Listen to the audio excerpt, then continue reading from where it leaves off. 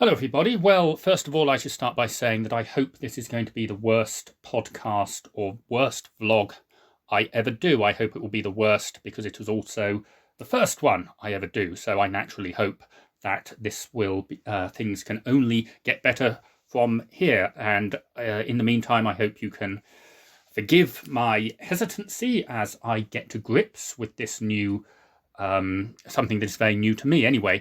So introducing myself, my name's Edward. Some of you may know because I'll put a link on the website. I'm the administrator of the Rural East Suffolk in Old Photographs group. I've had the idea of doing a podcast on the history of Suffolk for some time now, and now that I've got some time in the lead up towards Christmas, I thought, well, why not experiment? Why not see what we can do? And we'll just see how it turns out. So, like I say, I've been thinking about this for a little while. I'll try not to go on for too long. I know that I'm looking at some podcasts. Some podcasts can go on for 3 or 4 hours or however long, and I'm very much hoping that, well, I can assure you, in fact, that I'm not going to go on anywhere near as long as that. So I was thinking of a topic for the first podcast, and I've been inspired, as I often am, by the wonderful photographs and memories which have been shared on the group, Royal East Suffolk group, and I thought that for the first podcast, I should pay tribute in some way to the American servicemen, of whom there are many former American servicemen and relatives of former American servicemen who served in Suffolk during the Second World War and during the Cold War, all the way up to the 1990s, and indeed some that are probably still serving in Mildenhall and Lakenheath on the West Suffolk group. So I thought I'd start by doing a sort of Anglo-American introduction to the podcast. So I'll start. I haven't really researched this in any way, so I will go on my own memories, and my own memories mainly centre around Bentwaters, which is near Woodbridge. It's an area around which I grew up, where my grandparents lived in Haskerton, and in fact, there is a family connection in the family history to Bentwaters. My maternal grandmother, born in 1931, spent the early part of her life in Tunstall, and her father was a forester. He was a forest warden for the Forestry Commission, or whatever it was back then.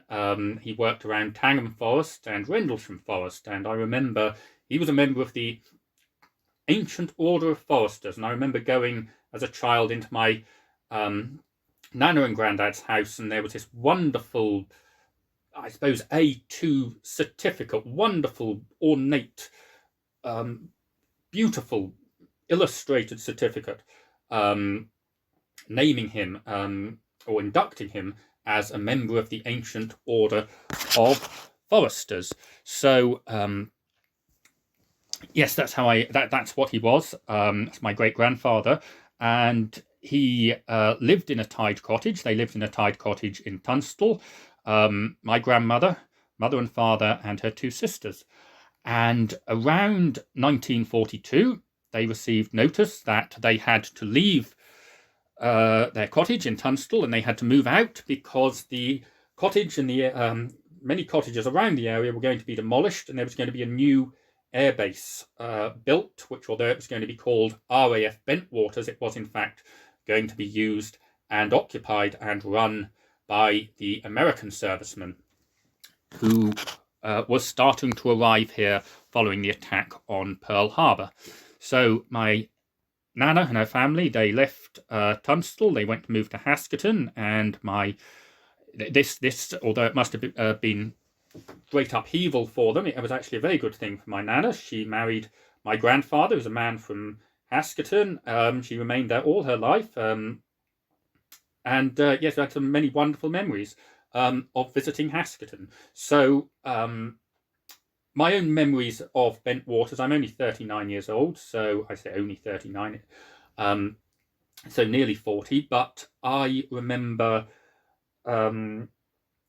I was about 10 years old, and I'm not sure that I went to the closing ceremony, but I'm quite sure that my nana and granddad took me to. I think there were a lot of ceremonies or open days leading up to the closure, and I went to one of the ceremonies or one of the open days, and we looked around the planes. Um, Obviously, the Americans very friendly. The Americans were always very involved in the local community, and they got on very well with everybody. And I think a few months later there was, I can't remember, it was something at my primary school. There was a primary school event um, at the Cop Dock Hotel, and the person who was giving out the awards, was it awards or it was a presentation, and it was the guest of honor was the colonel of the Bentwaters Air Base, and I remember him, pristine, very big man, pristine uniform, shiniest shoes I've ever seen. He shook my hand, and my 10-year-old hand, he almost crushed my 10-year-old hand, a real American military handshake, you might say it was. So, yes, those are my own personal, rather limited memories of Bentwaters. And what I also remember, of course, I remember the planes going over. I know that the military planes were far more frequent than they are now. And I remember them. I remember being at the Haskin and Fate once with my grandmother, a very genteel, very English occasion, and the American planes came roaring overhead, and the Americans often flew over Otley, at the farm where I lived, and they were obviously much more numerous then in the early 1990s than they are now. And so now I'd like to move on to talk about the American servicemen themselves and their experiences of Suffolk. And I think I'm particularly motivated to talk about this because in the last week has seen the death of the American fighter pilot Chuck Yeager. I think he died 96 or 97. It was pointed out on the group that he was one of the last, I think it was the last of the Yoxford boys based out of Reading, and certainly one of the most famous pilots of his generation. However, looking at this, looking at his obituary, Chuck Yeager had sort of a fractured relationship with England and with Suffolk as well. He was asked directly, "Did you enjoy your time at Reading?" He said that he did not, and he further expanded on this. I think he said that he found the people of Suffolk to be rude, aloof, arrogant, ungrateful, not just during the war, but also during the frequent reunions which he was later to attend in Britain. And I don't mean to criticize Chuck Yeager in any way. He was obviously heroic American fighter pilot. I'm just puzzled that those were his experiences of Suffolk, because obviously I've talked to other American servicemen, read about their experiences, and they all seem to have had a much more positive experience.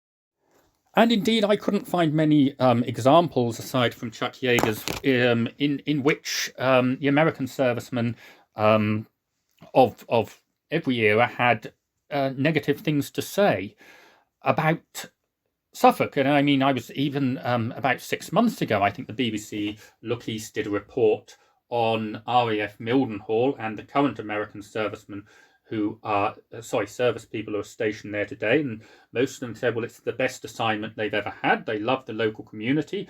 As in the war, they've married people from the local area. They've integrated in the local community.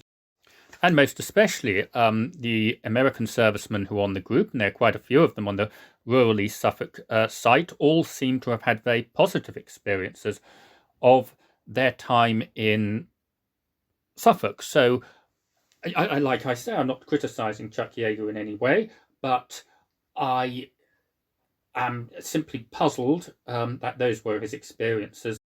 And yet, nonetheless, there can be no doubt that there were tensions between the British and the Americans, especially when the Americans first came over in 1942. I'm sure most of us will have heard the phrase oversexed and over here.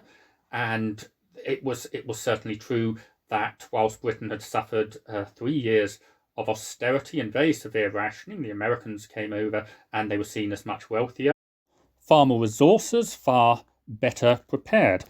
And then, of course, there would have been the inevitable clash of cultures.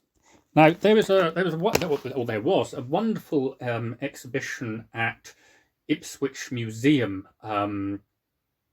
which included a collection of photographs from the famous Daily Express cartoonist Carl Giles, who I believe lived in the Tuddenham area during the Second World War. And Giles and his wife seem to have been very friendly with the American servicemen, and especially the African-American servicemen. And I looked into this some more, and I think it was mainly the African-American servicemen, the black airmen, who built Woodbridge Airfield. And there was a lot of people, because I think even the regiments were segregated in those days. I think there were a lot of African-American servicemen who were posted there. And there's wonderful pictures of Giles entertaining the African-American servicemen in the Tuddenham Fountain. But unfortunately, because there was segregation, this incurred the ire of the American military police, and they made it quite clear to the local pubs that they didn't want the African-American servicemen going into places like the Tuddenham Fountain and the Clopton Crown, because they wanted these places to be reserved for the white servicemen. And yet, fortunately, I think the owner of or landlord of the Tuddenham Fountain was brave enough to refuse this, which is obviously much to his credit. Now, we need to remember, of course, that in Britain, this was quite before, a few years before the Empire Windrush. So it was Britain was obviously predominantly a white country. There was not a lot of non-white immigration into Britain at that time. And so this would have been the first time that a lot of Suffolk people would ever have come into contact with somebody from a different ethnic group to them. And it is much to the credit of the people of Suffolk that initially, at least until there was pressure put on them by the American military police, they were prepared to welcome the African-American servicemen and to befriend them. And it's certainly true that Carl Giles befriended several African-American servicemen. There are pictures, I say, in that wonderful exhibition of Giles entertaining the African-American soldiers in his garden, pictures of him and his wife together with the African-American soldiers. And to begin with, at least, the administrations of Suffolk did not enforce any sort of segregation. I'm aware that segregation in the United States continued until the 1960s. I would be interested to know whether there was any post-war, Cold War segregation at Bentwaters in the 1950s, early 1960s, or when that was all done away with. If anybody was there at the time, maybe they would maybe they'd be able to drop a comment here or on the group and tell me a little more about that. I'd be very grateful to know. Now, I think the thing to remember on what I've read about the Second World War is that although a mythology has built up around it concerning the special relationship, there were certainly great tensions between the Allies, and especially obviously the tensions between the West and the Russians are well known, eventually leading to the Cold War, but there were tensions too between the British and the Americans. I think Montgomery and General Patton in particular absolutely detested each other, could barely stand to be in the same room as one another. I think Eisenhower didn't have much time for Montgomery either. By all accounts, he was a rather difficult man to get on with. And there were certainly tensions concerning the direction of the war between Roosevelt and Churchill as well. Nonetheless, it cannot be denied that without the intervention of the Americans, Britain would not have won the war, certainly could not have won the war by itself. The Americans arrived as Britain's saviours, and this is what they turned out to be. And I think that the gratitude of the British people and the people of Suffolk for the part that the Americans played in helping us to win the war is still demonstrated today. There are numerous memorials in churches. I think there's one in Tunstall Church certainly some in Woodbridge. And then, of course, you have the local societies which are dedicated to keeping alive the memory of those old airfields. There's I can't remember what the organisation called. It slips my mind. There's certainly an organisation at Parham Airfield which works very hard to teach people about the part that area and the Americans in that area played throughout the history of that airfield. It must be remembered, however, that the contribution of the American servicemen, the American airmen, did not end with the conclusion of the Second World War. And in fact, of course, they remained at Bentwaters until I think it was 1993, 1994. And obviously, there's still a presence at Mildenhall and Lakenheath in the west of the county. And the Cold War, of course, was a very different experience for both the servicemen involved and for the people of Suffolk. My grandfather, who served in the war himself, many years afterwards in the Royal Observer Corps, which was dedicated to potentially spotting Russian planes and to preparing for the eventuality of a nuclear strike. There are still nuclear bunkers dotted around the country, especially towards the coastal areas. And then, of course, there were the experiences of the American servicemen on the air bases themselves. And a few years ago, I was talking to a fellow. In fact, he was probably one of the last Second World War veterans. One of the last Second World War veterans I met. I was having a cup of tea with him. We both had an auction together, and he happened to say that he had always resented the presence of the Americans at Bentwaters because he was worried that in the event of a nuclear war, Bentwaters would have been one of the first places to have been targeted. And, targeting Bentwaters would obviously have caused a great deal of destruction throughout the county, and that therefore the presence of the American air bases in East Anglia put Suffolk at risk. And I think that this was a view that was prevalent amongst a lot of people. There were certainly the CND protests. I'm not sure there were so many CND protests in Suffolk, and I'm not sure there were so much direct anti-American military sentiment in Suffolk. But I'd be interested to know if any former serviceman on the group or elsewhere ever experienced any specific anti-American sentiment based on the idea that the area was being put at risk by their presence. In fact, I think there is a counter-argument that far from putting the county at risk, the presence of the Americans on British soil actually deterred the Soviets from making a move. Of course, we must also not forget the presence of Orford Ness. I know that I haven't mentioned this. We're almost 20 minutes into the podcast, and I haven't yet mentioned Orford Ness during this talk on the Cold War. But frankly, I think it's such a big topic that it probably warrants a podcast of its very own. So yes, there we are. Well, I think we're just about coming to the end of what you can all be expected to put up with from me now. So I just sign off by saying thank you very much for listening. If you've got to the end, congratulations. Following up on the podcast, I'd love to hear from any American servicemen who spent time in Suffolk, or indeed the children of American servicemen who perhaps were stationed in Suffolk, any of the air bases during the Cold War. I'd love to know what your experiences were, and I'd love to hear too from people living in Suffolk at the time. What were your experiences of the American servicemen over here? You can leave me a comment down below, or you can talk to me on the group. I'll post a link to this on the Rural East Suffolk group, or you can email me, edwardjchilvers@gmail.com. So any of those three ways, just fine. I'll try and get back to you. So thank you very much for listening, and thank you for being members of the group. I think it's a great group. I think we've got some great members, and yes, I've actually quite enjoyed doing this. So maybe you will hear from me again before long. Okay, so thank you very much. Good night.